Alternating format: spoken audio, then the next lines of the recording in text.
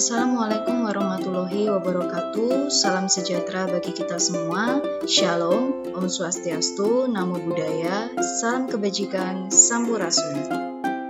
Seks edukasi, cegah kekerasan seksual, DP3A Kabupaten Sukabumi.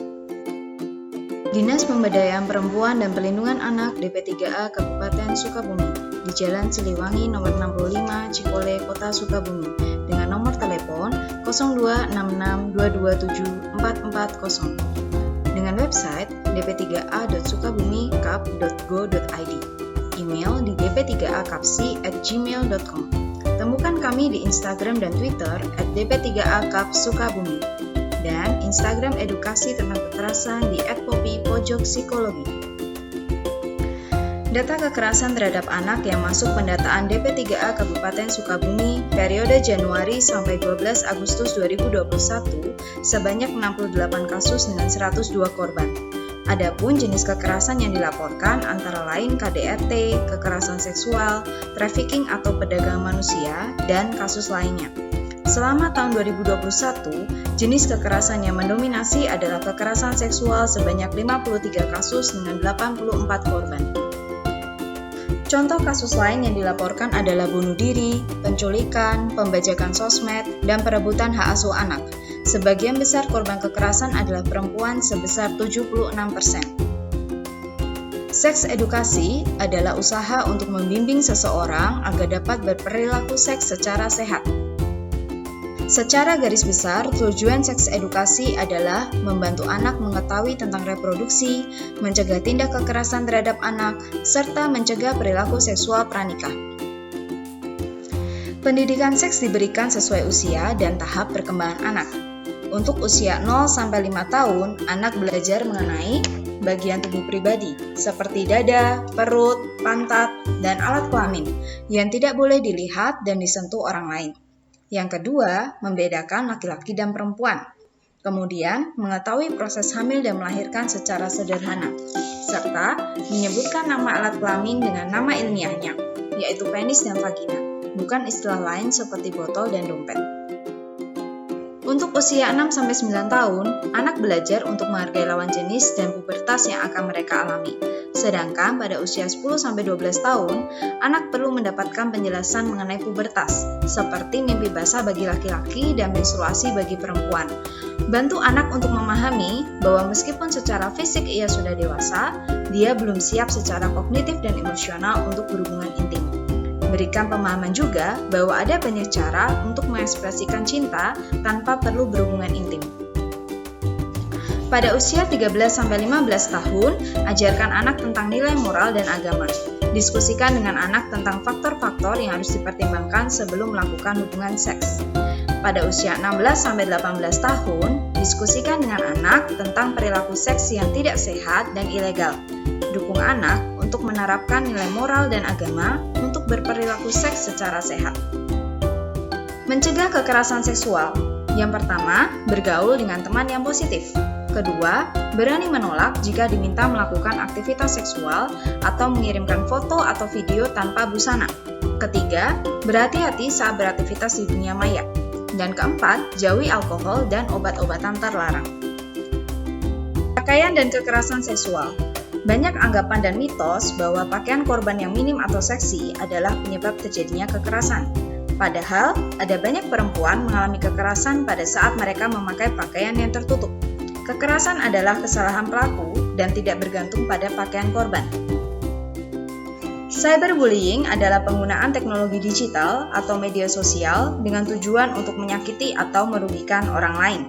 Sedangkan KBGO atau kekerasan berbasis gender online adalah bentuk kekerasan berbasis gender yang difasilitasi teknologi dengan maksud melecehkan korban berdasarkan gender atau seksualitas. Bentuk KBGO yang marak di Indonesia. Pertama, kekerasan seksual yang difasilitasi teknologi. Dalam kasus ini, pelaku melakukan kekerasan seksual seperti pencabulan, penyiksaan seksual, perkosaan, atau eksploitasi tubuh seseorang terhadap orang lain melalui internet secara real time. Interaksi ini berbayar dan eksklusif.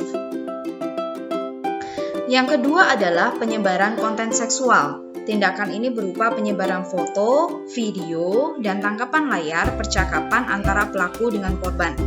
Konten yang disebarkan mengandung unsur intim dan pornografi korban. 3. Balas dendam dengan pornografi. Bentuk kekerasan ini melibatkan para pihak yang memiliki relasi intim. Pelaku menyebarluaskan konten intimnya dengan korban dalam rangka mencemarkan nama baik korban, membalas dendam, atau memperoleh keuntungan finansial. Dampak cyberbullying dan KBGO. Yang pertama adalah kerugian psikologis, seperti kecemasan, ketakutan, depresi, pikiran bunuh diri. Yang kedua adalah keterasingan sosial seperti menarik diri, terutama bagi perempuan yang foto atau video tak senonohnya disebarkan sehingga merasa malu. Yang berikutnya adalah kerugian ekonomi, seperti menjadi pengangguran dan kehilangan penghasilan karena nama baiknya dicemarkan. Yang selanjutnya adalah mobilitas terbatas, tidak mampu bergerak bebas dan berpartisipasi dalam ruang online dan atau offline. Yang terakhir adalah sensor diri dan menghapus diri dari internet, sehingga akses ke informasi, layanan elektronik, dan komunikasi sosial atau profesionalnya menjadi terputus. Bagaimana cara kita melindungi diri dari cyberbullying dan juga KBGO? Yang pertama adalah dengan melindungi data pribadi.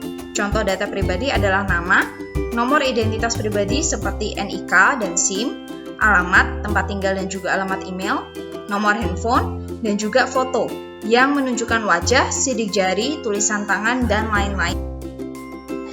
Tips melindungi privasi online. Yang pertama, pakailah beberapa akun, pisahkan antara akun publik dan akun pribadi.